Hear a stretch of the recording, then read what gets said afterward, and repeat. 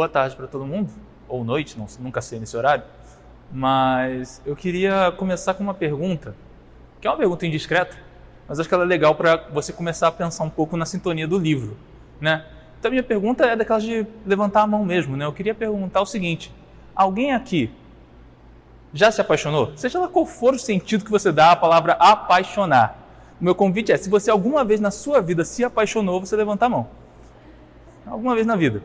Ok, essa aqui não precisa levantar a mão não. Você está apaixonado agora? Essa não precisa levantar a mão não. É que essa é uma pergunta que pode ajudar a gente até a entender o livro. Eu tenho o costume de sempre fazer o meu devocional e tal, tentando manter uma sequência de leitura bíblica. Ou seja, eu vou começando a partir de algum livro, alguma lógica que eu uso. Geralmente eu mudo ela de tempos em tempos, mas eu vou tentando ler a Bíblia inteira ao longo do ano, como muitos costumam ter esse costume. E, portanto, em algum momento eu sempre passava por cânticos. E quando eu passava por cânticos, geralmente era aquele momento, confessando um pecado, que eu lia, mas eu lia sem ler. Eu passava cânticos meio, ok, é isso aí, divertido, legal, né? E vamos nessa. Geralmente lia em 2 dias cânticos. Eu separava já, lia os 4 primeiros capítulos num dia, 4 no outro e pronto. Já resolvia, porque eu realmente não conseguia me sentir à vontade com o livro. Aí eu lembro de uma ocasião em que bateu certinho, né, o momento de eu ler o livro com um momento daquelas paixonite boba de adolescente, né, e foi quando o livro fez sentido para mim. Ou pelo menos eu comecei a visualizar um pouquinho mais para onde ele ia, né? Porque, de certo modo, é um livro que ele fala muito sobre estar apaixonado, sobre um sentimento por alguém, né? E aí eu fico pensando, por exemplo, numa frase que eu acho que dialoga um pouquinho com o livro, do Fernando Pessoa, né? O Fernando Pessoa dizia que toda carta de amor é ridícula. Porque se não for ridícula, não é carta de amor, né? É assim que o Fernando Pessoa definia. E talvez não tanto, a gente pode chamar de carta de amor, mas eu diria que geralmente a carta de amor ela é escrita quando? Quando o sujeito está apaixonado, né? E então ele diz coisas como, por exemplo, aquela abertura, onde a mulher diz: beija-me, beija-me, porque preciso dos seus beijos, senão eu vou morrer. Eu tenho quase certeza que ela não ia morrer de verdade. Mas ela precisa dos beijos. Ela sente como se fosse morrer se ela não tivesse aqueles beijos. E, de certa maneira, a gente acaba, em geral, na nossa relação na igreja, a gente pensa em emoção como uma coisa ruim. Ele agiu com emoção e, por essa razão, ele cometeu esse erro. E, de fato, as pessoas cometem erros terríveis por causa de emoção. Mas emoção também faz parte do que a gente é. E descartá-la pode ser algo bem ruim na maneira como a gente lida, como a gente vive. Por exemplo, eu me recordo de uma ocasião em que eu li uma história que eu realmente não acreditei que ela fosse verdade. Eu precisei ler ela em uns 3, 4 jornais diferentes, né? E isso graças ao Google, porque a história é bem mais antiga do que eu, né? De uma mulher chamada Angela Carvalho, e apesar do nome ela é americana, né? Carvalho com LL, provavelmente deve ser descendente de espanhóis.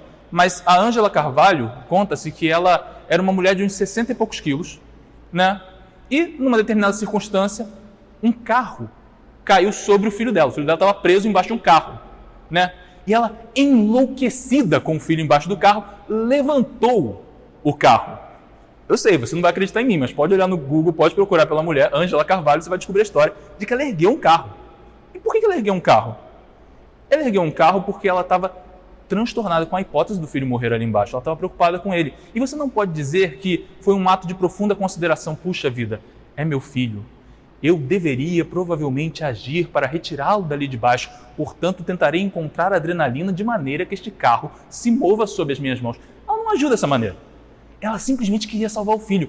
Toda a emoção dela se concentrou nisso, e aí tentando trazer alguma explicação científica, houve uma descarga de adrenalina nela, e ela conseguiu a façanha de levantar um negócio que tinha toneladas, quando provavelmente um praticante de bodybuilder consegue puxar mas não consegue levantar um carro. Então é esse tipo de coisa que acontece, e certamente ninguém vai dizer que ela agiu de maneira errada ao salvar a vida do filho. Qual é o meu ponto? É possível agir com emoção e agir de maneira correta. A emoção responde de alguma maneira. E também é possível agir com emoção e cometer um erro terrível. Como que a gente vai nortear essas emoções para que elas ajam de maneira correta? A gente chega lá no final. Mas antes, essa apresentação, para então a gente começar a pensar um pouquinho a história do livro de Cânticos, né? Bom, o Tremper Longman III, que foi um estudioso de panorama do Antigo Testamento, que certa vez eu li, eu gosto muito dessa definição dele.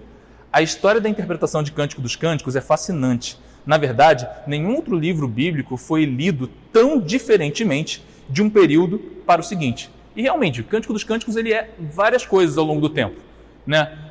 Por exemplo, antes de Cristo, os judeus já o liam como um livro que falava da relação entre Israel e Deus, né? Então eles pensavam nesse sentido de Israel e Deus, como a igreja posteriormente vai pensar no sentido de igreja e Cristo. Em outro momento, né, ali pelo século XII, XIII, na Idade Média, o pessoal chegou a sugerir que Cântico dos Cânticos, na verdade, era da relação do crente com Maria. Alguém chegou a considerar essa hipótese, que na realidade a esposa ali seria Maria e que, portanto, o homem seria o crente, né, procurando na Virgem o auxílio para poder viver uma vida melhor com Deus. E diversas soluções, então, foram trazidas para o livro, mas eu acredito que a melhor de todas continua sendo aquela que historicamente mais se usa, que é o quê? A gente interpreta que Cântico dos Cânticos é um livro que fala sobre a relação entre Cristo e sua igreja. Mas espera, alguém vai dizer assim para mim, eu não acho. Toda vez que eu li esse livro, eu não achei que estava falando disso, não. A sensação que eu tinha é que era outra coisa. Eu acho que, se a gente lembrar de uma aula que o presbítero Vitor deu há umas 3 semanas atrás, se eu não estou enganado, sobre Efésios 5, a gente começa a visualizar o que está acontecendo. De fato, e eu acho que isso é importante, não é justo ler Cântico dos Cânticos e tirar ele do seu contexto de ser também um livro sobre o relacionamento entre duas pessoas. Mas considerando ele um livro inspirado por Deus, né, a gente também pode saber que, ali por Efésios 5, a gente vai visualizar que todo relacionamento de marido e mulher que acontece de maneira correta, de alguma maneira ele responde e aponta para a relação de Cristo com a sua igreja. Então, no final das contas, Deus inspirou essa carta de amor, esse conto de amor que é o livro de Cântico dos Cânticos, e ele, no final das contas, responde sim, para que a gente possa pensar a relação de Cristo com sua igreja. E digo mais, uma vez inspirado, sabendo que toda a Escritura aponta para Cristo, a gente vai ter que concluir que o primeiro sentido do livro é Cristo e sua igreja. Apesar de talvez quem estivesse escrevendo estivesse, na verdade, apenas apaixonado. Mas o Espírito age, né? E aí, dessa maneira, para a gente o primeiro sentido é esse. Mas, num sentido secundário, a gente consegue sim pensar um pouco também a relação de marido e mulher. Eu também acrescento que, assim, a história do livro muitas vezes vai gerar umas interpretações meio problemáticas. Porque o pessoal vai tentar entender o que está sendo contado e como é poesia. Poesia tem uma coisa que é divertida. Não sei se você tem costume de ler poesia, mas poesia, muitas vezes, ela não se explica muito bem.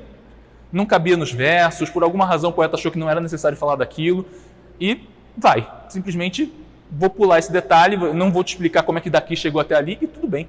Porque o poema não precisa disso. O poema, ele simplesmente tem que fazer o sujeito ler e, de alguma maneira, tentar chegar perto do sentimento de quem estava escrevendo. Então, muitas vezes, ele não vai se preocupar tanto em te fazer entender totalmente o que está acontecendo diante de você. Por que isso é importante? Porque, por essa razão, você tem 3 formas de ler o livro. Uma é que alguns interpretam que seja uma sequência de poemas românticos isolados. Ou seja, você tem que separar os pedaços e entender que não é uma história só sendo contada.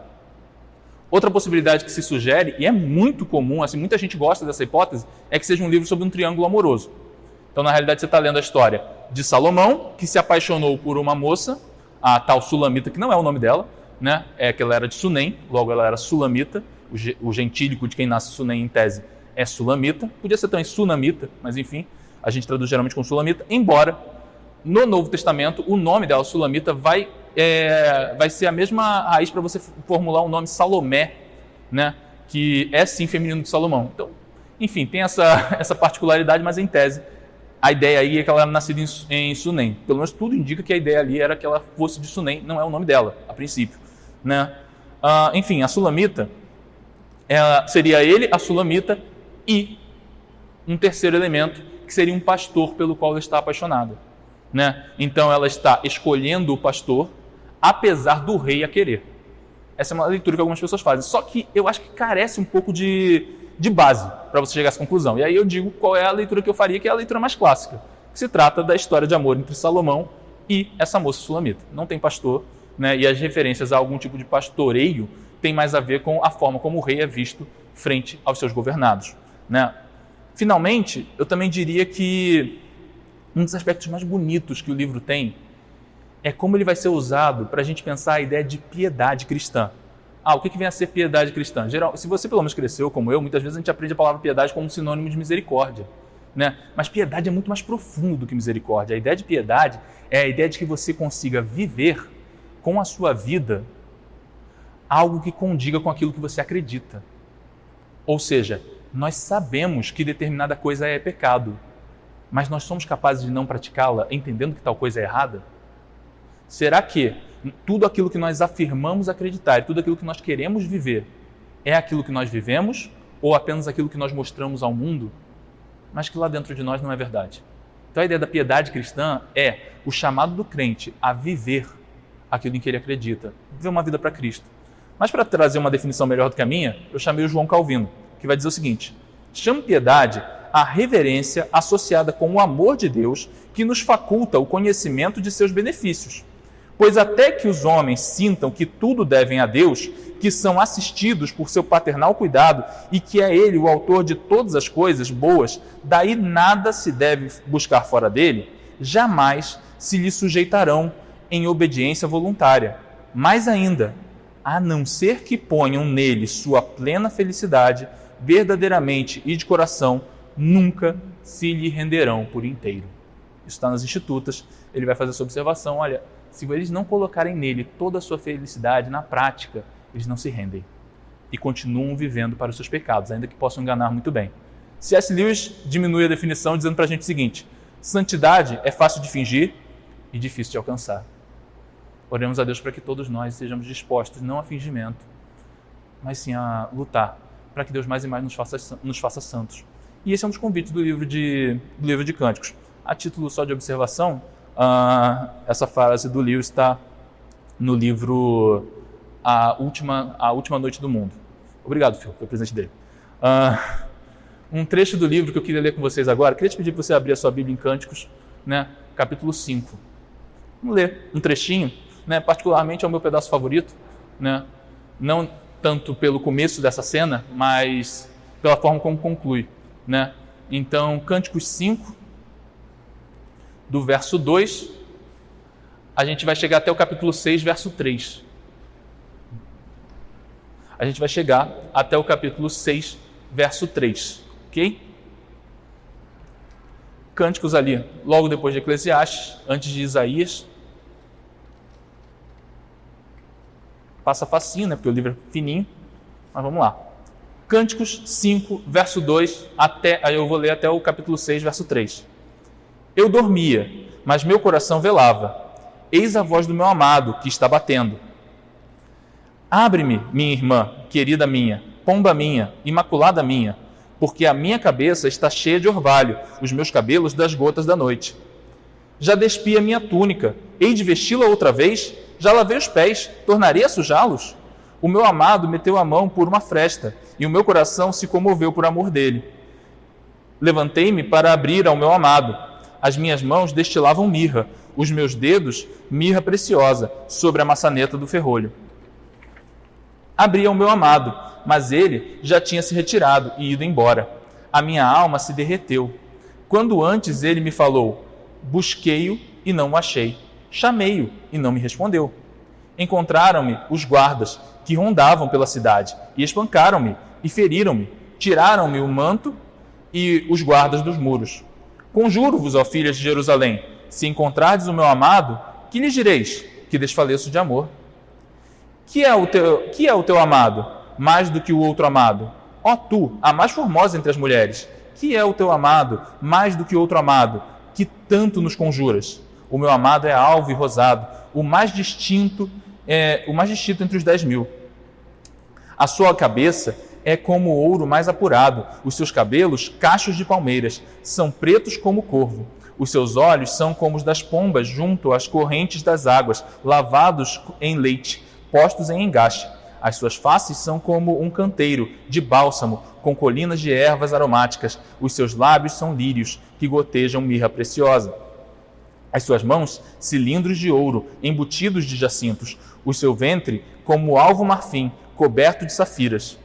As suas pernas, colunas de mármore, assentadas em base de ouro puro. O seu aspecto como o Líbano, esbelto como os cedros. O seu falar é muitíssimo doce. Sim, ele é totalmente desejável. Tal é o meu amado, tal é o meu esposo, ó filhas de Jerusalém. Para onde foi o teu amado?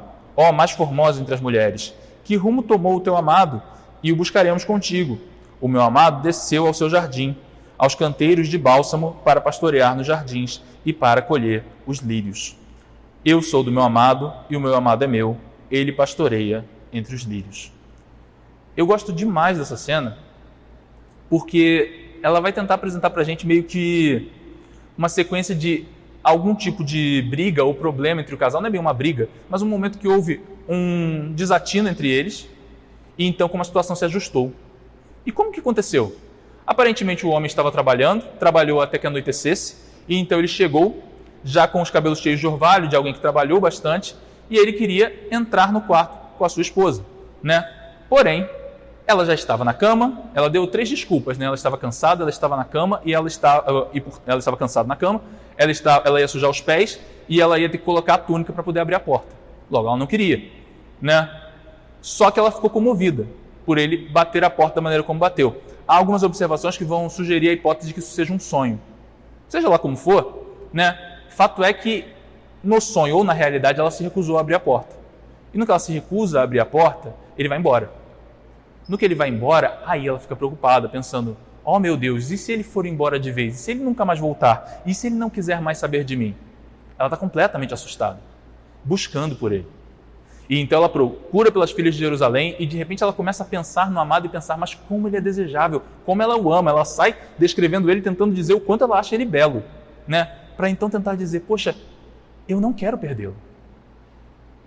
Então ela diz às filhas de Jerusalém como ele é, e elas dizem, olha, então diga para que nós procuremos contigo.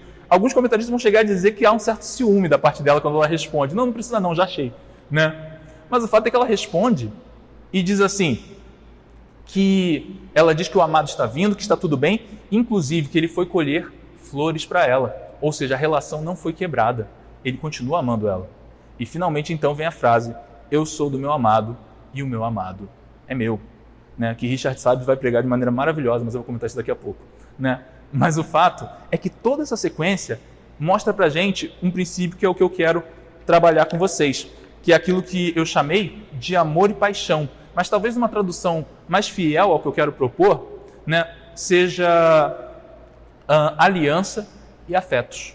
Né? Só que eu preferi amor e paixão, que eu acho que acaba estando enquadrado nessas 2 palavrinhas. Né? Aliança e afetos. Então, vamos começar tentando diferenciar uma coisa da outra. Né? O que eu estou chamando de amor ou o que eu estou chamando de aliança? Aliança é o princípio pelo qual a gente está num acerto, primeiramente com Deus, né? De vida e de conduta para com Ele e de resposta dele para conosco. O povo de Israel viveu diversas afirmações da mesma aliança. Deus, por diversas vezes, então, ofereceu a eles a sua aliança num relacionamento com eles. Naquilo que a gente, talvez primeiramente, até antes de Israel, a gente vê isso através de Noé, vê isso através de Adão, naquilo que é chamado de o proto-evangelho, ali em Gênesis capítulo 3, que o presbítero Vitor pregou em janeiro. Né? Então, você vai ver mais ou menos isso acontecendo de maneira a dizer para a gente, olha, há uma aliança acontecendo e sendo oferecida. E o que é o conceito, então, da aliança? É um acerto pelo qual cada um tem determinadas práticas a realizar e todos devem vivê-las. Né? Mas uma pergunta importante que era feita sempre sobre as alianças no Antigo Testamento é, mas afinal, se alguém quebrar a aliança, o outro está desobrigado dela? E essa é a pergunta que era feita por quê? Porque havia uma aliança com Deus. E por muitas vezes o povo se questionava, será que então Deus se desobrigou da aliança? E talvez outros livros que também brincam com a ideia de casamento para poder apontar para a aliança respondam um pouco essa pergunta. Quando você vê Ezequiel e Oséias falando de casamento como metáfora para a aliança de Deus com seu povo. Porque no final das contas a mensagem em Oséias é, olha, Deus permanece fiel apesar da sua esposa ser infiel. E nisso a gente encontra o valor do amor. Porque o amor ele se mantém fiel apesar da malignidade da outra parte. De fato, no texto, a esposa cometeu um erro. Não é, tipo, ela não o traiu, ela não cometeu algo que você vai dizer, meu Deus, que terrível essa mulher. Mas, de alguma maneira, há um erro sendo apontado. Né? E, ao mesmo tempo que há um erro cometido por ela, há uma resposta, né, dela de procurar por ele. Onde ele está? Será que agora eu o perdi? E a resposta amorosa é que não. Ela não o perdeu. Eu gosto de pensar nisso com o exemplo de Lúcia no livro As Crônicas de Nárnia, A Viagem do Peregrino da Alvorada, em que a Lúcia ela vai encontrar um feitiço, que é o feitiço que ela queria na vida dela. É um feitiço... é diferente do filme, tá? Então eu estou te dando um spoiler do livro, se você só viu o filme. Desculpa. Mas ela vai encontrar um feitiço que diz assim para ela: o feitiço para te tornar a mulher mais bela do que aquela que você conhece. Ou seja, ela queria ser mais bonita que a irmã. Basicamente é isso. O sonho dela é ser mais bonita que a irmã. Ela vê o feitiço e pensa, é agora. Né? Conosco ninguém podemos. Começou a ler o feitiço lá para tentar fazer isso. Só que enquanto ela lia, de repente aparece a imagem do leão na frente dela. Como se Aslan dissesse, não faça isso. E ela fica meio tentada, eu quero fazer, não quero fazer. E por fim ela passa a página, tá bom, eu não vou fazer isso. Mas aí também, só de birra, ela procura lá um feitiço qualquer e diz, esse eu vou fazer também. Só para poder ter a minha parte nessa história. E ela vai e faz um feitiço lá que era uma fofoca. Ela queria saber o que uma amiga pensava dela. Só isso. Né? Mas para isso o leão também aparece para ela para dizer, por que você fez isso, Lúcia? E ela se sente culpada. Ela se sente completamente errada, porque ela percebe que ela cometeu um erro terrível. Então ela diz, então agora você vai me deixar, Aslan? E ele responde, eu nunca te deixaria. Mas perceba como às vezes um pequeno erro também é uma resposta, porque você não pode cometer um grande erro. E o nosso chamado é a lutar para não cometer erro nenhum. De fato a gente vai cometer. E graças a Deus o Senhor continua nos perdoando. Mas o princípio é lutar para não cometer erros. O princípio é lutar contra essa atitude. Mesmo as pequenas coisas podem ser marcas de algo errado que a gente está desejando fazer. Mas aí ela saiu, como eu disse antes, ela saiu procurando pelo amado, eu preciso encontrá-lo porque eu o amo. Quando ela sai procurando por ele, aí o que eu gosto de pensar é no conceito de paixão. A paixão tem dessas coisas. A paixão é o sentimento que muitas vezes aponta para o amor ou para outros sentimentos diferentes, né? Mas de alguma maneira ela é essa força efusiva que faz parecer que você é só aquele sentimento. É o sujeito apaixonado que ele não consegue pensar em outra coisa, ele só pensa na mulher amada. Ele não pensa em outra coisa, ele só tem ela em mente. Né? E de repente, então, tudo que ele tem que fazer é correr até ela, é dar seu jeito para poder chegar perto dela, para falar com ela. Ele nem sabe o que dizer, mas ele tem que falar com ela. Para dar um exemplo de paixão não tão ligado a casamento, né? Hoje fez aniversário um evento que aconteceu há 16 anos, foi uma final de Carioca. Era um final de Carioca, não valia praticamente nada. Mas eu estava lá no Maracanã com meu pai, né? E a gente assistiu quando o jogo estava 2-1 para o meu time, né? E lá, aos 46 do segundo tempo, bola na intermediária, um atacante na intermediária do campo dá um chutão, a bola vai até a área e um zagueiro, sabe Deus por quê, estava lá no meio da área do time adversário, ele disputa a bola com o goleiro, a bola bate na nuca dele, entra no gol, 3-1, Fluminense vence, né? O campeonato, precisava do terceiro gol, né? E por que eu comentei isso? Porque de repente a gente ficou enlouquecido, todos se abraçando, felizes, porque nós conseguimos, nós ganhamos, não valia praticamente nada, era um carioca, mas a gente estava feliz da vida. A vida era maravilhosa naquele momento, né? E tem muito a ver com isso. Essas emoções, elas dão um sabor maravilhoso à vida. Então, quando ela sai assim, correndo porque desfalece de amor, como eu disse antes, ela provavelmente não ia morrer. Mas, de fato, são esses os momentos que a gente lembra, não são? Esses momentos em que você sente que você vai desfalecer se você não tiver aquilo que você está buscando. Talvez você nem consiga. E talvez seja necessário muito joelho no chão e pedir a Deus, Deus me ajuda, porque eu estou com um problema. Mas não importa. No fim, esses são momentos que marcam a gente e que, de fato, nos movem. E aí aqui, o significado disso no aspecto da nossa aliança com Deus. Ela foi procurar o amado. De fato, aparentemente ele já tinha ido embora, mas ela abriu a porta e saiu procurando por ele, ensandecida, porque ela precisava encontrar ele. Assim também Cânticos nos convoca. Ei, haja, faça alguma coisa. Então sabe aquele pecado que fez você pensar, meu Deus, então talvez o que ele falou de piedade, talvez eu não pratique piedade, talvez eu não seja piedoso. Eu penso nisso em diversos momentos e acho que você também pensa nisso. Em que a minha vida não está afirmando que Cristo é Senhor dela? Essa é a emoção. É de repente olhar para Ele e dizer como Ele é belo, como ela descreveu aqui. Como Cristo é belo, eu preciso que a minha vida aponte para Ele. E nesse momento o sujeito sai e diz, eu preciso abandonar determinada prática, eu preciso agir de determinada maneira diferente. É nesse ponto que, talvez movido em parte por uma emoção, você vai ver depois que eu vou comentar que a emoção não é emoção sozinha, né? Mas movido em parte por uma emoção, o sujeito arde de desejo de corrigir sua vida, de consertar alguma coisa que está errada. Essa é a convocação que o Cântico dos Cânticos nos faz, e é por essa razão que é um livro tão forte sobre piedade. porque no final das contas ele nos convoca a, por essa paixão, fazer alguma coisa. O meu convite é que você viva isso no seu casamento e na sua relação com Deus. Tenta aplicar essas verdades ao seu casamento e à sua relação com Deus. Mas se você me permite, eu ainda não terminei. Foi só uma primeira aplicação que eu queria dar a vocês, né? Eu queria ainda falar sobre uma coisa meio problemática, né? Eu bem sei que todo mundo que lê o livro ri dele porque os elogios são muito estranhos. E eu queria fazer um comentário sobre isso, né? Tem, inclusive, se você quiser procurar um vídeo, eu pelo menos acho engraçado, né, do humorista lá, o Jonathan Nemer, quando não tá... eu acho bem legal o vídeo dele, né? Ele vai falar, o nome do vídeo é Cantadas de Salomão. E é basicamente isso, é ele tentando conquistar as moças da igreja, falando as frases de amor do livro, né? O interessante é que, afinal, alguém realmente ficaria feliz de ouvir aquilo? É a pergunta que geralmente a gente faz quando lê os elogios feitos no livro. Eu queria fazer o seguinte exercício com você. Eu quero citar um poema que é muito provável que você já tenha ouvido, mas eu vou falar ele assim mesmo, só para você poder recordar ele. E eu acho que dá para a gente pensar um detalhe sobre ele, tá? Então, é esse poema aqui, ó. Amor é fogo que arde sem se ver. É ferida que dói e não se sente. É um contentamento descontente. É dor que desatina sem doer. É um não querer mais que bem querer. É solitário andar por entre a gente. É um não contentar-se de contente. É cuidar que se ganha em se perder.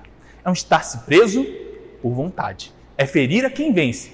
O vencedor é ter por quem nos mata lealdade. Mas como causar pode seu favor? Nos corações humanos, a amizade. Se tão contrário a si, é o mesmo amor? Esse poema é do Camões, é super conhecido. E por que eu citei ele? Porque ele é um poema que ele trabalha basicamente com a ideia de contrários. E eu tenho quase certeza que você ouviu esse poema e você disse, faz todo sentido. O amor é assim mesmo. O amor é tipo um fogo que ele arde, embora ninguém esteja vendo, mas ele arde, né? De fato, eu me sinto ferido. Mas o que importa, na verdade, o mais forte deles, né, é um estar-se preso. Mas é porque você quer. O interessante aqui é, se eu pegasse um judeu, se eu pegasse Salomão, ele falava português, se eu não sabia, Salomão falava português. Se eu pegasse Salomão e botasse ele para ouvir esse poema, ele ia dizer, isso não faz o menor sentido. A cabeça do semita em geral e do hebreu, por consequência, é completamente antitética. O que quer dizer antitético? Para ele, existe luz, existe sombra. Não tem nada no meio disso. Existe luz, mais para sombra. E só, acabou. Existe fundo, existe alto. O meio do caminho disso, desculpa, não estou vendo. Só existe o que está em cima e o que está embaixo. Acabou. A cabeça dele funciona muito na ideia de existe para lá, existe para cá, meio de caminho eu não vi nenhum. Então, de repente, quando ele vê eu tentando afirmar para ele que existe algo que arde, mas você não sente, ele está preso, mas ele está preso porque quer? Não, se ele quer, ele não está preso. Eu te garanto, ele ia dizer, esse negócio não faz o menor sentido. Onde eu quero chegar? Eu sei que talvez, muitas vezes, esses elogios não façam sentido para você e para mim. Mas a verdade é que eles estão lá para dizer para a gente que naquele contexto ali, eles faziam sentido. E veja bem, mesmo que você não compreenda tanto ou você não fosse se sentir elogiado se alguém dissesse que o seu cabelo parece um conjunto de cabras monteses subindo lá pelos montes, certamente muitas irmãs iam ficar felizes de ouvir uma coisa dessa. O cabelo parece um conjunto de cabras monteses, né? Mas no final das contas, dá para perceber onde ele quer chegar, não dá? No quanto a pessoa ficou fascinada pelo cabelo da outra, a ponto de ficar olhando para ele por horas e dizendo que cabelo lindo, é como uma paisagem que eu paro e fico sem fôlego, mas continuo olhando para ela alegremente, porque que linda paisagem é essa, que lindos são esses cabelos. E é esse o princípio ali. Então eu compreendo que você não fosse se sentir feliz de ter o seu cabelo comparado com um conjunto de cabras monteses, mas perceba, alguém que olha atentamente para o cabelo também está dizendo o quanto ele está interessado. E onde eu quero chegar com isso? Eu quero chegar na ideia de que essa beleza é a beleza que o Senhor vê na sua igreja.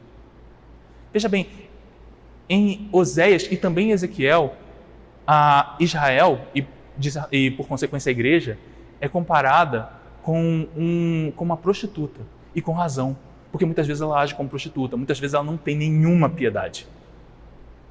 Mas ele também vai olhar para ela e dizer, olha, você não imagina os pensamentos que tem a seu respeito, pensamentos de paz e não de mal. Ele está afirmando, eu realmente te amo, eu realmente olho para você, e olho para você apaixonadamente. E aí, São Bernardo de Claraval, no seu livro, ele vai, em Comentando Cânticos, ele vai sair falando várias e várias, incontáveis, são as ideias que ele vai passar sobre como é a relação com Deus. E sobre essa ideia, e ele vai então construir vários elogios. Ele vai acrescentar elogios aos cânticos, ele vai sair falando incontáveis. No meio disso, ele vai dizer o seguinte, que o encanto, se encantar tem a ver com, então, esse ato de elogiar você mesmo, lembrar a si mesmo quão bela ela é, né? Faz o desejo crescer. E quando esse desejo ele vai além, ele transforma. Logo, a igreja, e agora Bernardo falando da igreja, a igreja se encanta porque ele é longânimo. Ela simplesmente está apaixonada porque o Senhor é tão longânimo, ele é tão tardio em se irar. Como Deus tem piedade de nós, como Deus é misericordioso, viu? Eu misturei de novo piedade com misericórdia. Como Deus é misericordioso, ela fica tão encantada com isso que sabe o que acontece? Aquilo que ela está apaixonada pelo Senhor vem sobre ela. E a igreja então começa a se tornar longânima. Então nós precisamos nos encantar das coisas que Cristo é. Elogiá-lo mesmo, afirmá-las. Porque essas coisas então vão trabalhando o nosso coração para que nós mesmos busquemos ser como Ele é. Essa relação de paixão.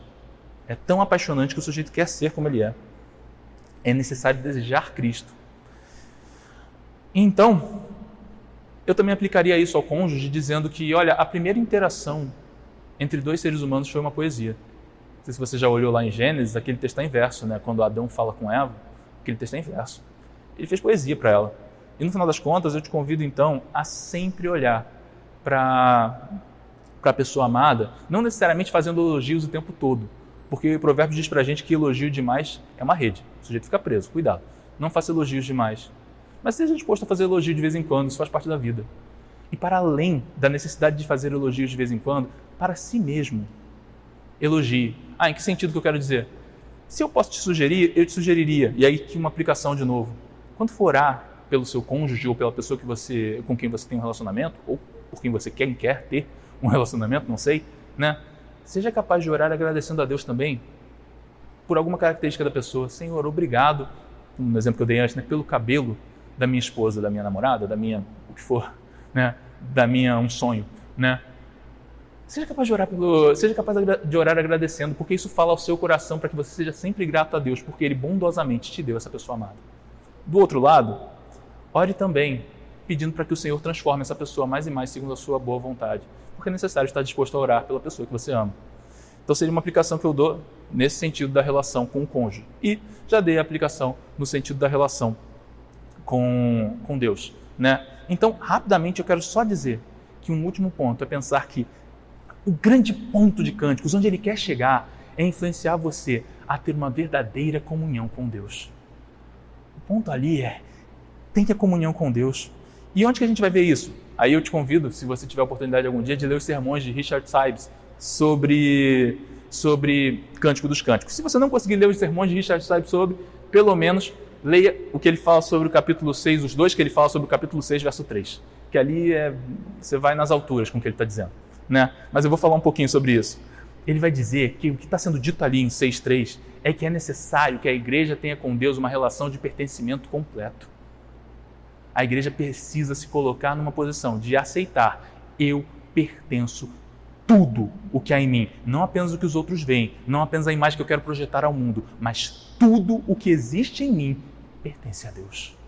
E eu preciso ter clareza disso. E esse pertencimento completo, então, leva a um segundo ponto de Sibbes, que é necessário, portanto, se entregar por completo. Você não tem mais o direito, então, de olhar para Ele e agir como se você pudesse dizer: tudo bem, Deus, até aqui vai, mas essa parte aqui da minha vida eu preciso continuar, desculpa, eu não vou fazer o que o Senhor quer que eu faça. É necessário estar disposto a se entregar por completo. Eu sei que parece que é o mesmo ponto, mas ele diferencia para dizer o seguinte: o pertencimento completo é o autoconvencimento disso. Você pertence. Agora, se entregar por completo é quando você encontra aquela parte da sua vida que você não entregou por completo. Então dizer: preciso entregar. Eu preciso abrir mão desta coisa que eu sei que é um pecado, mas eu não consigo deixar. E eu não estou dizendo isso para te fazer ficar desesperado, porque o Senhor, graças a Deus, é longânimo e misericordioso. Mas é para te dizer: é necessário esforço e é necessária paixão, uma paixão profunda por Ele, para ir mais e mais abandonando determinadas coisas. Eu te garanto que eu não falo isso do ponto de vista de alguém que já completou a corrida. Eu também preciso, muitas vezes, orar e pedir a Deus: por favor, me ajuda. Porque se o Senhor não me ajudar, eu não vou conseguir. mas é fato que ele está nos chamando a viver uma vida diferenciada. E aí eu chego naquela conclusão de Salles que para mim é quando eu falei que, calma, onde que eu vou diferenciar? Porque tem um sentimento que vai me levar para um caminho ruim e o sentimento que vai me levar para um caminho bom. Como que eu equilibro esses dois? É simples. Salles vai dizer que todos os afetos e, portanto, todos os sentimentos grandiosos, né, eles têm que estar respondendo ao amor. Então a gente diferenciou o amor da paixão, mas no final das contas a paixão só vai ter valor e só vai agir de maneira correta quando ela responder ao amor. Primeiro é o amor de Deus. Ou seja, é o sujeito se encantar com sabe o quê? Olha, Cristo morreu por mim. Que maravilhoso é isso. Veja o pecador que eu sou e ele realmente morreu por mim, ele realmente se deu a morrer por mim. Eu não faço ideia de por que alguém faria uma coisa dessas, mas ele fez. Como não me encantar disso? E uma vez que você se encanta disso, aí você se entrega. E mais você vive dessas coisas. E em segundo aspecto, se encantar dele, como eu disse antes, e ser transformado por ele.